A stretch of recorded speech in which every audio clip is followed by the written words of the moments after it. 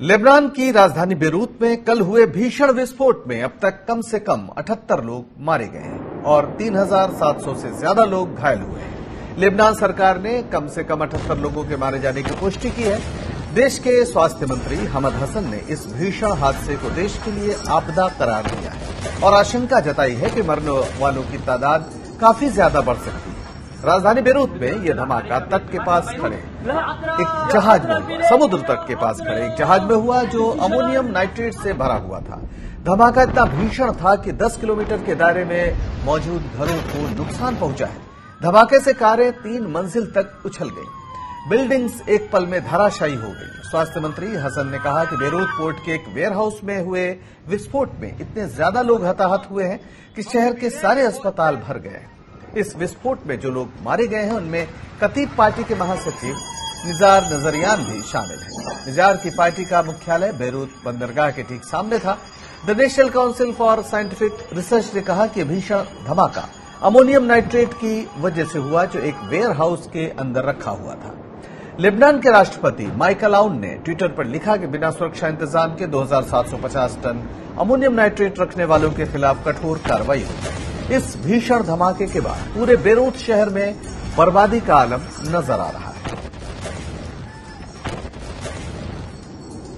तो आप देख सकते हैं किस तरीके से विस्फोट हुआ और पूरा बेरूत का एक बड़ा हिस्सा इसकी जद में आ गया। 10 किलोमीटर तक जो भी मकान थे, बिल्डिंग्स थी, वो बुरी तरह से क्षतिग्रस्त हुई और एकदम ऐसा लगता है कि जैसे हर तरफ तबाही फैली हुई। आप देख सकते हैं तस्वीरों में किस तरीके से जहां पर जिंदगी खिलखिला रही थी अचानक मौत ही मौत नजर आ रही है। बड़ी बड़ी बिल्डिंग्स पूरी तरीके से नष्ट होती नजर आ रही है।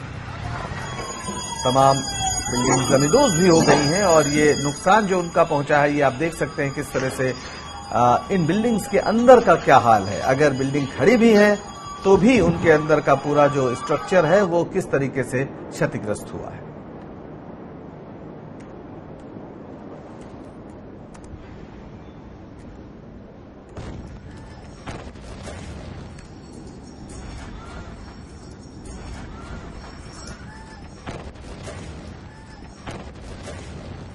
तो बेरूत में भीषण धमाका और ये धमाका एक वेयरहाउस में बंदरगाह में पोर्ट में एक अमोनियम नाइट्रेट रखा हुआ था बड़े तादाद में, उसकी वजह से हुआ बताया जा रहा है। यानी अभी तक किसी आतंकी घटना या आतंकी गतिविधि की किसी तरह की कोई आशंका नहीं जताई गई है, लेकिन ये विस्फोटक रखा कैसे गया वहां इस पर सवाल उठ रहे हैं और कहा गया है कि इससे एक इस पे जो दोषी होगा उसके खिलाफ कार्रवाई होगी, ऐसा वहां के राष्ट्रपति ने कहा है। कमर आगा साहब विदेशी मामलों के जानकार हमारे साथ जुड़ गए हैं। कमर साहब, ये जो पूरा मसला है बेरूत का, हालांकि अभी तक कोई आतंकी कार्रवाई जैसी बात नहीं आई है, लेकिन इस तरीके से इतने बड़े पैमाने पर अमोनियम नाइट्रेट जो वहां रखा गया था और जिस बड़े पैमाने पर तबाही हुई है, इसको लेकर आप क्या समझ पा रहे हैं?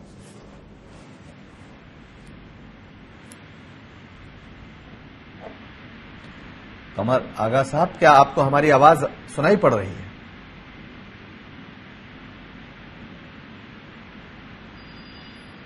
हेलो जी कमर साहब, बेरूत का जो मसला है जो आपने देखा और सुना है, इस समय टेलीविजन पर चारों तरफ ये तस्वीरें चल रही हैं, जोरदार धमाका और 73 लोगों की मौत और 3700 लोग घायल हैं और ये संख्या लगातार बढ़ती ही जा रही है।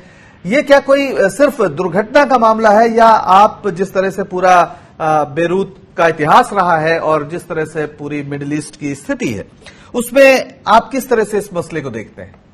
भाई, वहां पे फायर क्रैकर्स की कंपनी की जो आतिशबाजियां बनाते हैं और कहा जाता है कि उसी में ये आग लगी है या बाहर से बॉम्बिंग की गई, अभी उनको इस बात का भी ज्ञान नहीं है। बेरूत की स्थिति बहुत खराब है। वो मुल्क कभी पनप नहीं पाता। वहाँ पे फॉरेन इंटरफियरेंस बहुत ज्यादा है अलग अलग देशों का और उसमें बराबर दूसरे देश इंटरफियर करते रहते हैं। एक तरफ सीरिया है तो दूसरी तरफ इजराइल है और वहाँ पे फिर अमेरिकन हैं, ईरानियन, इन्वॉल्वमेंट भी रहता है, हिजबुल्लाह को सपोर्ट। तो अलग अलग ग्रुप्स को मुल्क जो है वो शिया, सुन्नी और क्रिश्चियन इन 3 बड़े ग्रुप्स में बंट चुका है काफी पहले से। जब फ्रांस ने इसके ऊपर कब्जा किया था तो उन्हीं ने इसको कम्युनल लाइन्स पे बांट दिया था। प्रेसिडेंट वहां पे जो मॉरेनाइट क्रिश्चियन होता है, इनकी पॉपुलेशन कहा जाता है सबसे ज्यादा है। फिर उसके बाद सुन्नी, वहां पे प्राइम मिनिस्टर होता है और शिया स्पीकर होता है। इसी तरह से मंत्रालयों का भी डिवीजन होता है वहां के ऊपर, और वो कम्युनल डिवीजन उसी को लोग फैन करते हैं। बेरूत में की इकोनॉमिक सिचुएशन इस वक्त बहुत खराब है। रोजाना वहां डिमॉन्स्ट्रेशन हो रहे हैं, करप्शन बहुत डीप रूटेड है।